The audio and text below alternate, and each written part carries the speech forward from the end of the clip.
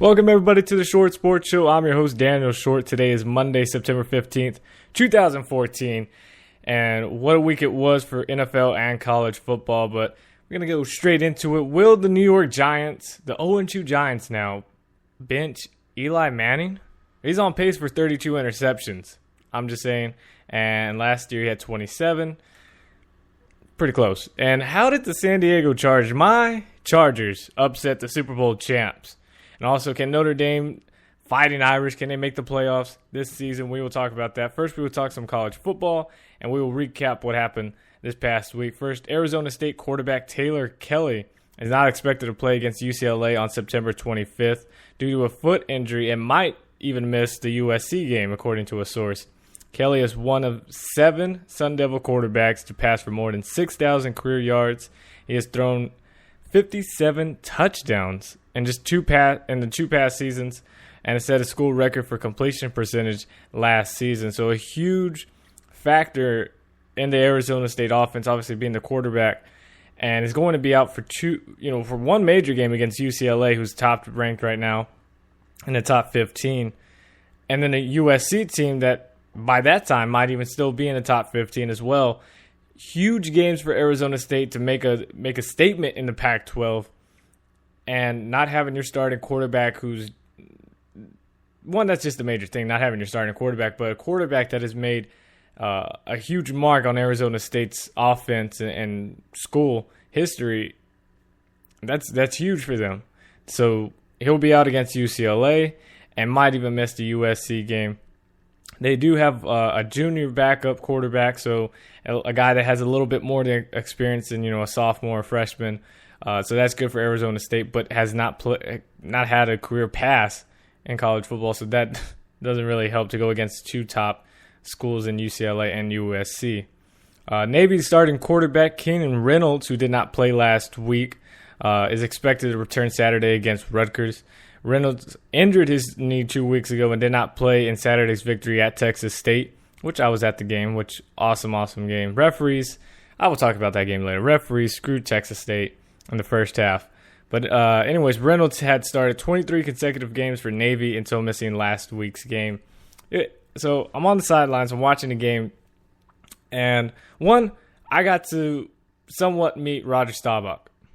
Awesome experience for me. I was up in the press booth during halftime, and there's people saying that he was going to be there.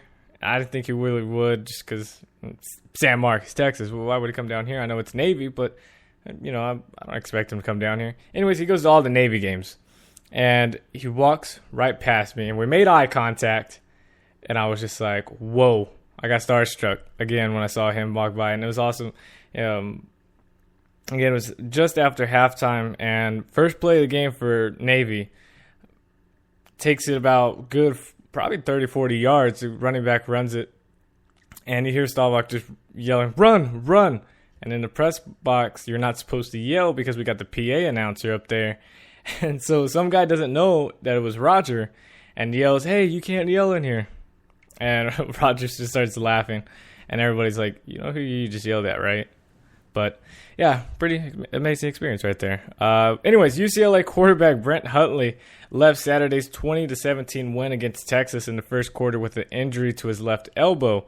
Bruins head coach Jim Mora said Huntley will be reevaluated and will undergo a MRI to find out the severity of the injury, how much time it will miss. No news on that just yet of where it's at.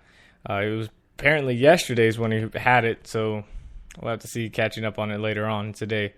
Notre Dame head coach Brian Kelly announced junior safety Nick Bartini will miss the rest of the remainder of the season with the shoulder injury suffered during the win over the Purdue Boilermakers. And with all that, that's all the news of injury stuff. We will talk about college football week 3 in action, and start off with Wyoming at number 2 Oregon. Now that was, if you watched the first quarter, it was a very close game. 7-0, Wyoming takes the lead. Now I'm thinking, all right, you stopped Oregon's offense in the entire first quarter. No points at all for Oregon. I believe it was the longest time they've ever been shut out in the first quarter. So I'm like, okay, this Wyoming head coach, he might be something here. And Wyoming, they're 2-0 at that time. They might actually have a squad here. And then kind of hit back to earth in the second quarter where Oregon scores 27 unanswered points to make it 27-7 at halftime. And then goes on for a 48-14 victory over Wyoming. Then later on, we had Southern Miss take on Alabama. It was all Alabama there, 52-12. Tennessee and Oklahoma. Trevor Knight had the ball game, 20-33, 308 yards and a touchdown. Get the victory over Tennessee Volunteers, 34-10.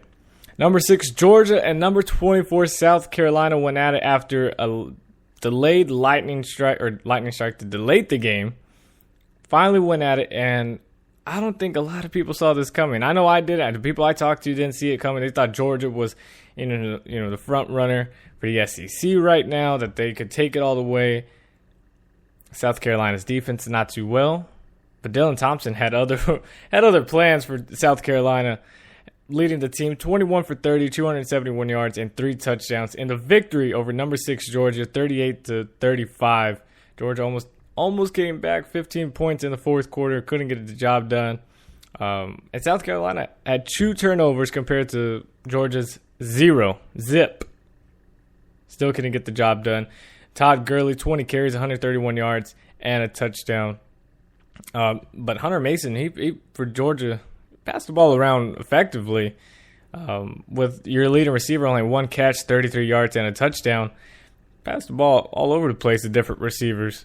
But South Carolina, that shocked lots of people right there to get them up. And I believe they moved up some spots in the AP poll. Then Rice and Texas A&M, they also, I don't think they had a delayed, but I know they had crazy weather. Kenny Hill, 20 of 31, 300 yards, and 4 touchdowns. Dyfus Jackson, 21 of 32, 212 yards, and a touchdown for Rice, but not enough to get the W as A&M wins 38-10. Number 9, USC goes on the road to take on Boston College, and a lot of people said this was, a trap game for USC, and it was, as Boston College gets the victory 37-31. Tyler Murphy, the transfer from Florida, leads the Boston College for 5 of 13, 54 yards, 0 touchdowns, really low, passing offense, but then runs the ball 13 carries, 191 yards, and a touchdown to get the victory. Moving on, UL Monroe takes on number 10 LSU, and this should have been a bigger lopsided game. I mean, the final score was 31-0. You shut them out, score 31, cool. But really, for an LSU team, a top 10 team, no disrespect to UL Monroe, but this should not have been a 31-0 victory. This should have been a 51-0 for LSU to your time to rack up these points. But either way, you still got the victory. That's all that matters. Purdue at number 11, Notre Dame, and this is where Notre Dame, Everett Golston, 25 of 40, 259 yards, 2 touchdowns. Also had 14 carries, 56 yards, and a touchdown. I mean, Everett Golston, why there's not more people talking about him shocks me. This guy is a dark horse for the national, or for the Heisman. Possible Notre Dame getting back in that push for now the playoffs. I mean, there's got to be some national championship talk here for Notre Dame. Now, I know, their schedule. I'm going to go ahead and look at the schedule right now. But Notre Dame, the final score was 30-14 over Purdue. But Golston is just shows the difference when he's there and when he's not. They played the first game against Rice, then they shut out Michigan 31-0. They played Purdue. You just heard the score 30-14. Then they have Syracuse at a neutral location. I'm guessing that's back in at the Giants Stadium, Jet Stadium, at NFL stuff. Then they play number 16 Stanford. That's when we'll know the real Notre Dame team, where they're at compared to Stanford's team. They played North Carolina at home, and then the biggest game of them all, Saturday, October 18th, at Tallahassee, Florida, against Florida State, and who still or might not be the number 1 team by that time. That's, once we know the Stanford game, where Notre Dame is, I mean, that Florida State game is going to be something. Then they go at Navy, at 15 Arizona State, Northwestern Louisville, and at USC to finish off the year. Everett Golston, I'm just saying. Could possibly do it here. Could possibly do it for Notre Dame and get them back into the title hunt for the Fighting Irish. And then number 12, UCLA and Texas went at it at Jerry's World, AT&T Stadium. Somehow, UCLA is just not the team that we all thought it was going to be. Now, how you play a Texas team that got killed against BYU 41-7 at Texas, in Austin. Then you go and play UCLA, or if UCLA goes and play Texas, thinking, all right, this is our chance to light up the scoreboard, show the national scene that, hey, we are still that playoff contender. We are still that national championship contender everybody predicted us to be. Now, I know you lose Brent Hundley in the first quarter. Now, that does make a difference, with his ability to play. But your other guys out there, your other running backs, your other receivers, your defense has to show up and make this a blowout game. They barely won. They had to come back and get this victory. Texas had this. UCLA scores 10 in the last quarter. 20-17 is your final score. And I said Tyrone Swoops, he kind of proved me wrong a little bit. He was 24 of 34, 196 yards, 2 touchdowns. No long bombs. They don't need that. You don't need a guy to throw 300 yards every game. I mean, especially when you got Texas backfield that should have been able to produce more yards than they did. I mean, Malcolm Brown, 14 carries, 69 yards, no touchdowns. You need to have a 1 in front of that 6 if you're going to have a quarterback only throw for 196 yards. It's just not happening. But Swoops gets 2 passing touchdowns. And then you have a backup quarterback for UCLA, Neusenheisel, go in there 23 of 30, 178 yards, 2 touchdowns. Needs to be better. Perkins did have 24 carries, 126 yards for UCLA as they pounded the ball against Texas. But still, UCLA has not proved anything yet to national scene. They have to drop. And in my rankings, they drop. There's no way they're a top 15. They're probably a 20, maybe 21 team right now. I don't care that they're undefeated. They should have had probably 2 losses by now. Loss against Virginia, beat Memphis, and probably would have lost to Texas as well. So UCLA is just not a real 3-0 team for college in the national eyes. Then Louisiana Lafayette took on Ole Miss, and Ole Miss dominated. Bo Wallace, 23 of 28, 316 yards, and 4 touchdowns as Ole Miss gets the victory, 56-15. Army went on the road to play number 15 Stanford, who took out all their anger on Army to get the victory, 35-0 after losing a game to USC last week. Barry Sanders Jr. had 9 carries, 92 yards, and no touchdowns, while Kevin Hogan was 20 for 28, 216 yards, and 4 touchdowns. Arizona State, number 16, Arizona State went on the road to Colorado and got the victory, 38-34. East Carolina upsets number 17, Virginia Tech, 28-21. Michael Brewer's 30 of 56, 298 yards, and 3 touchdowns, and I believe he had a pair of picks. We give all this credit to Virginia Tech for beating Ohio State on the road and thinking Virginia Tech, hey, this might be, Frank Beamer getting them back up there to the national scene. And then you lose to East Carolina. And I should have listened to the people that were saying that East Carolina, could upset Virginia Tech. I didn't give East Carolina a chance in this game. And prove me wrong here. Prove me wrong. As their quarterback, Cardin, was 23 of 47, 427 yards and 3 touchdowns. Just tore apart Virginia Tech's defense with 502 yards of total offense.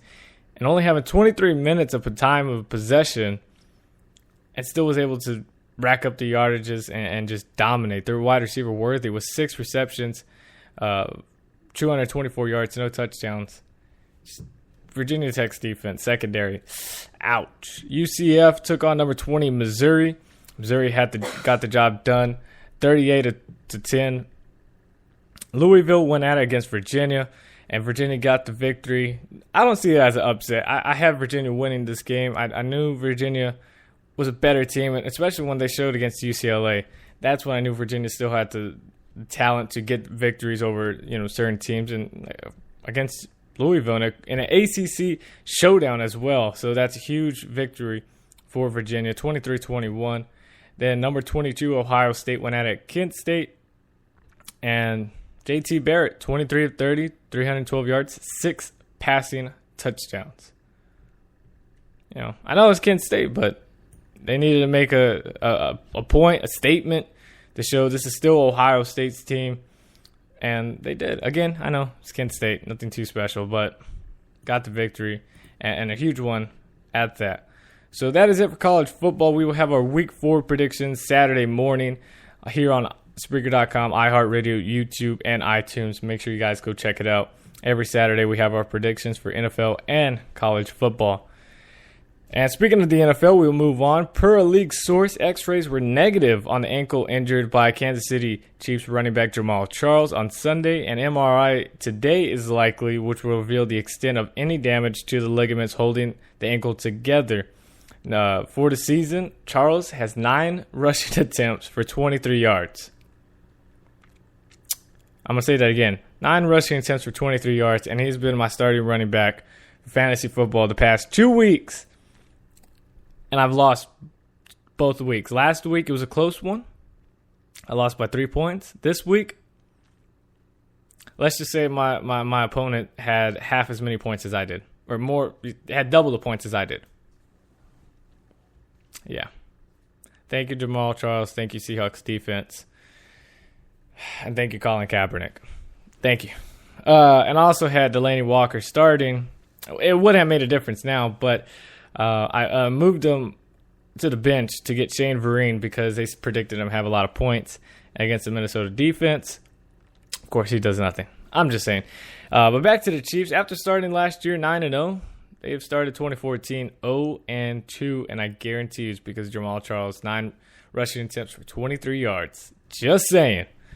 St. Louis Rams wide receiver Tavon Austin suffered a knee injury yesterday after the 19-17 win over the Tampa Bay Buccaneers.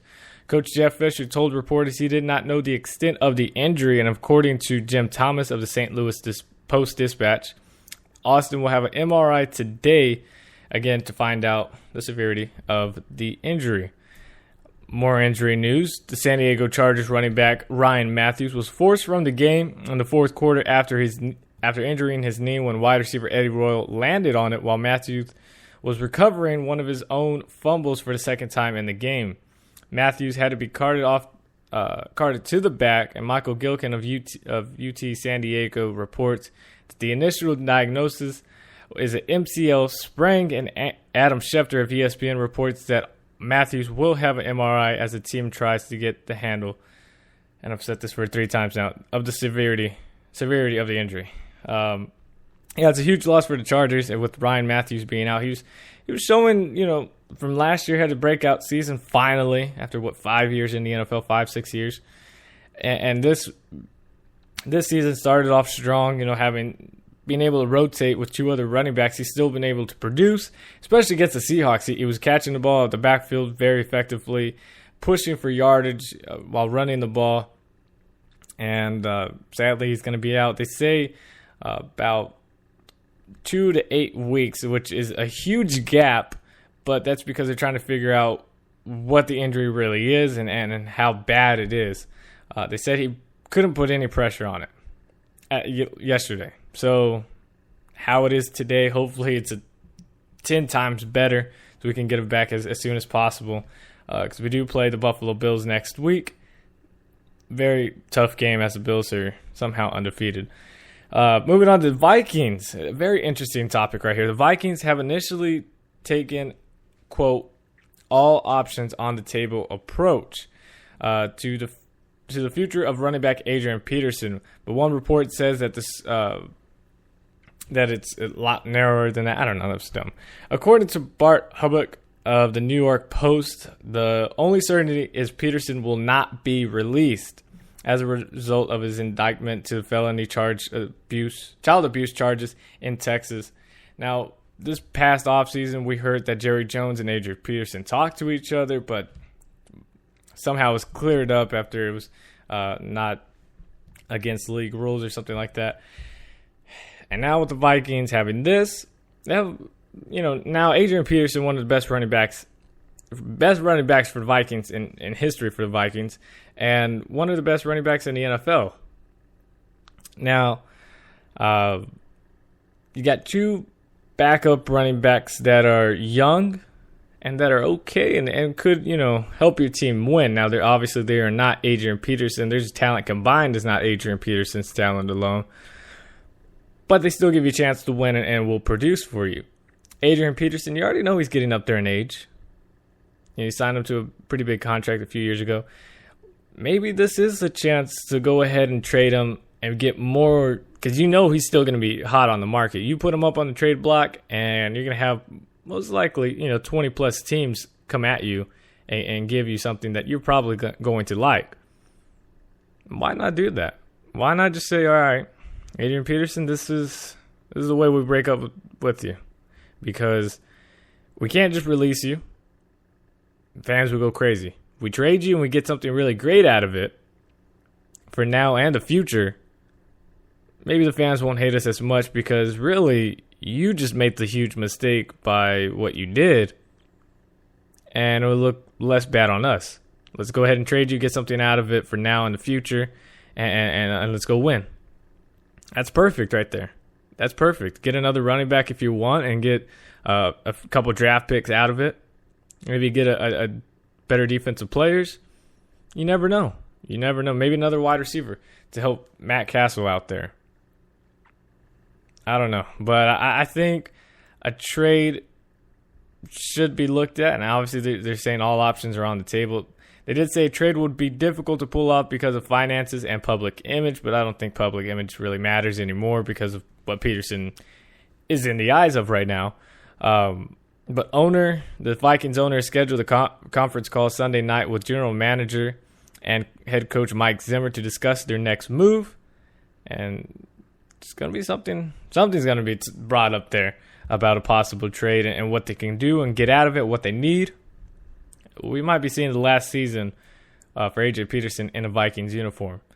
Last news before we recap week 2 of the NFL. Bad news for 49ers fans, as according to Matt Myko, I'm hoping that's right, of CSNBayArea.com. Tight end Vernon Davis missed the last 10 minutes of the game and was on crutches in the locker room with an ankle injury. Davis came up hobbling after a hit by Bears linebacker John Bostic, in which his foot was caught underneath him. Again, we'll have to wait until probably later today. Or as always after this show, then the news comes out of when, how players are and stuff like that. So just right after the show, go ahead and just refresh all NFL.com, ESPN, whatever else you look at. And I'm pretty sure you're going to find when they're going to be back. That just happens on my show. I don't know why. I tried to push my show back just to see if I can get it, and it just never happens. But anyways, let's move on to week 2.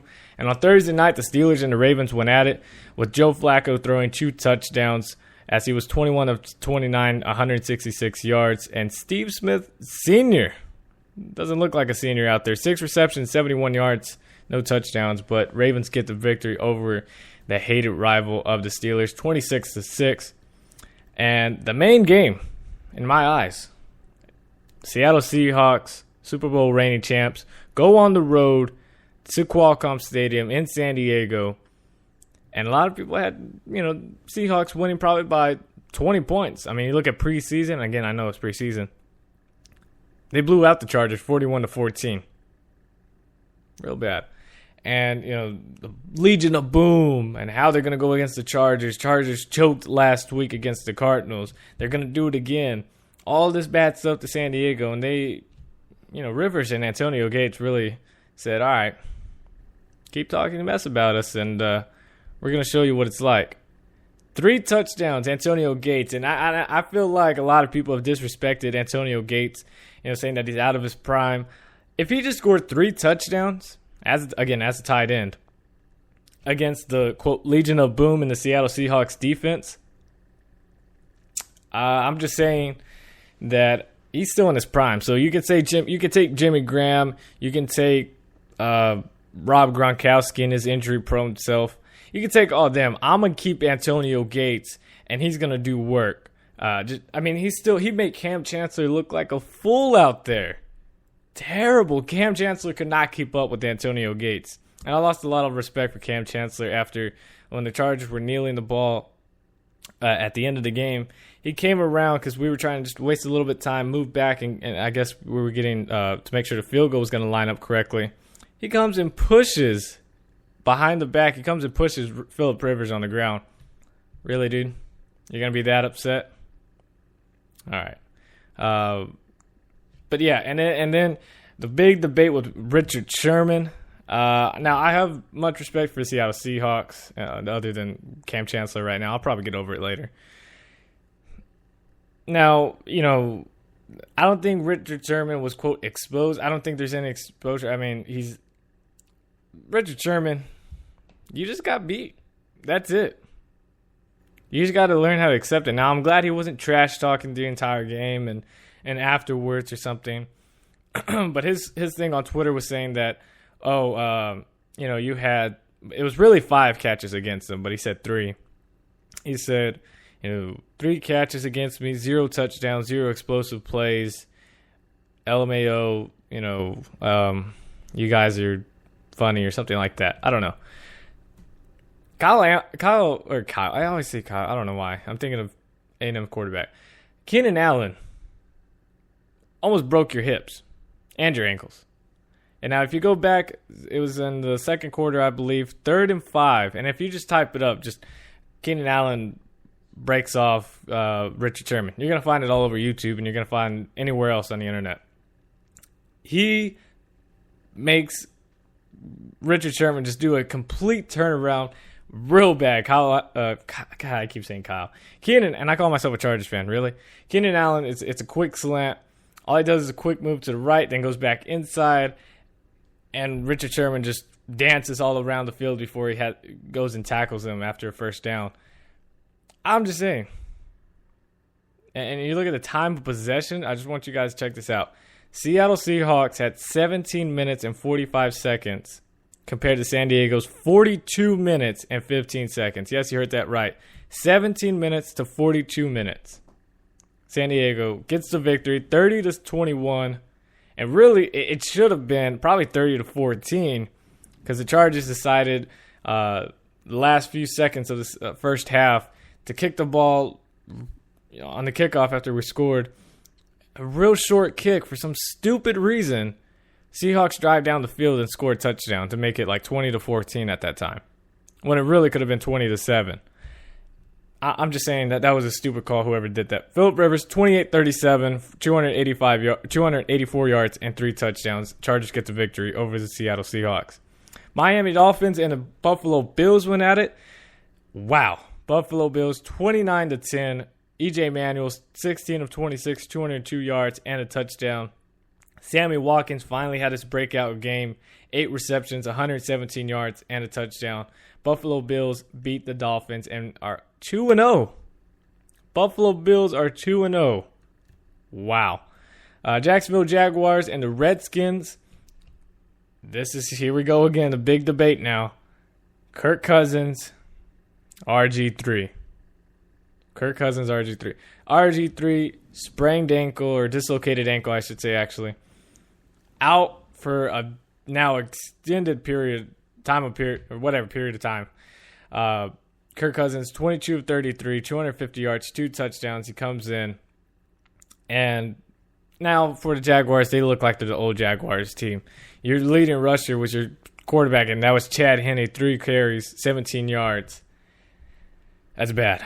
You were outgained 449 yards to 148. Not going to win you ball games. Redskins get the victory 41-10. And I'm going to throw a question up there. I'm not going to say an answer. I'm just going to throw out the question. Is RG3 a bust? Now moving on. Dallas Cowboys. And just think about that. Dallas Cowboys go on the road and get a victory over the Tennessee Titans 26-10. DeMarco Murray, huge game, 29 carries, 167 yards, and a touchdown. Dez Bryant, who looked like he was going to go out for the entire game after landing wrong on his shoulder in his first catch, comes back and dominates 10 receptions, 103 yards, and a touchdown. Cowboys, back to 500. They're usually around there. The past 3 years they have been 26-10 over the Titans. Now Drew Stanton and the Arizona Cardinals go on the road cross country against the New York Giants, who were 4-0 in preseason, the only team to go 4-0, and beat the New York Giants to drop them to 0-2, 25-14.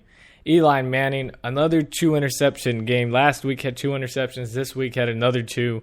On pace for 32 interceptions in a season. I know it's early, but I just want to say this real quick. The Detroit Lions went 4-0, in 2008, 2009? Only team to go 4-0. That same year in the regular season, they just went to lose every game to go 0-16. Will the Giants be the same as the Detroit Lions and lose every game? That's another thing. I mean, you just lost to Drew Stanton. You didn't lose to the Cardinals. You lost to Drew Stanton. He didn't throw any touchdowns. I understand that. But he also didn't throw any interceptions like Eli Manning over there. Cardinals 2-0. Patriots take on the Minnesota Vikings, and Patriots, Tom Brady bounces back. 15-22, 149 yards and a touchdown. Stephen Ridley, 25 carries, 101 yards and a touchdown. Minnesota's four turnovers could not get them back in the game as they lose 30-7 to the Patriots. And how about them Browns? How about the Cleveland Browns? Johnny Manziel got in there for a little bit, but Brian Hoyer took over, 24-40, 204 yards and a touchdown to get the victory over the New York. Slow down. Over the New Orleans Saints, 26-24, last second field goal to get the W. And Drew Brees, 27 of 40, 237 yards, 2 touchdowns. Jimmy Graham had 10 receptions, 118 yards, and 2 touchdowns. The Cincinnati Bengals improved to 2-0 as they beat the Atlanta Falcons 24-10. Andy Dalton, 15 of 23, 252 yards and a touchdown, no picks. And I'm just saying, maybe he's worth that money now. The Bengals might be onto something here. Playing very, very excellent defense to stop Atlanta Falcons. They scored, 34 against the Saints, and you're able to hold them to 10. They hold Julio Jones under 100 yards. Matt Ryan, you hold him under 250. That's a huge day. That means most likely you won there. And they did get the victory, 24-10. Cam Newton returns for the Panthers and gets the W, 24-7 over the Detroit Lions. Cam Newton's 22 of 34, 281 yards and a touchdown. And the most boring game of the week was the Rams and the Buccaneers. Buccaneers fall to 0-2, and Rams kick 4 field goals to get the victory over the Buccaneers, 19-17. Amazing. Houston Texans go against the Oakland Raiders and get the victory, 30-14. Derek Carr, 27 of 42, 263, and a touchdown. He also was the leading rusher, 4 carries, 58 yards, but did throw 2 interceptions against the Houston Texans, which was not going to get you to win. They have 4 turnovers in the game. The Jets and the Packers, people thought it was controversial. It was just a really stupid call for the New York Jets. The offensive coordinator calls a timeout as Geno Smith finds Jeremy Curley in the end zone for a touchdown that would have put them up. Now, I'm not saying that would have won the game. There's still less than almost 5 minutes in the game left. Gets the touchdown. Jeremy Curley from TCU, just pointing that out there. Also, TCU got the victory, and hopefully they move in the top 25 pretty soon. 30-7 was the score over Minnesota. Back to NFL. Jets and Packers. Calls a timeout. Voids the touchdown. They go down the field still. Don't score. And Aaron Rodgers, 346 yards and 3 touchdowns. Get the victory over the Jets, 31-24. The Kansas City Chiefs, we just talked about them a little while ago. Not getting the job done. Really, I thought the Broncos would have scored more points. They don't. 24-17 was the final score. Peyton Manning was 21 for 26, 242 yards and 3 touchdowns. Still greatness of Manning. But somehow the Kansas City Chiefs did get more offensive yards than the Broncos. Now, that's very rare, and we will probably never, ever see that again this season. 380 yards to 325. That's crazy. Crazy. And in last night's game, Chicago Bears and the 49ers went at it. Kaepernick throws 3 interceptions to 1 touchdown. My fantasy woes once again. It's not happening this season. I'm starting off 0-2. I'm getting scared now. Jay Cutler, 23 of 34, 176 yards, and 4 touchdowns. Get the victory and to come back with 21 points in the fourth quarter. Final score 28-20. 3 receiving touchdowns for Brandon Marshall. And I also sat him down. Could have started him. Yep. Fantasy woes. And there's a Monday night game tonight. I closed it. I don't know who's going at it. But that's it for today's show. Hope you guys enjoyed. I will see you guys next Monday morning or on Saturday if you're here for the predictions. Saturday morning we'll talk NFL predictions and college football. But until then, the Short Sports Show will be back next Monday morning. Follow me on Twitter at @short_sports 24/7. Also become a fan on Facebook, The Short Sports Show. And if you're listening on YouTube, iHeartRadio, or Spreaker.com, make sure you guys leave a like and share it with your friends. And also download past and this podcast on iTunes. Just type in The Short Sports Show on iTunes Store and download and subscribe from there so you're always able to download the next episode. Isn't that an amazing feature? But until then, guys, thank you guys so much for listening. I will see you guys next Monday morning. As always, God first, God bless. I am out. Peace.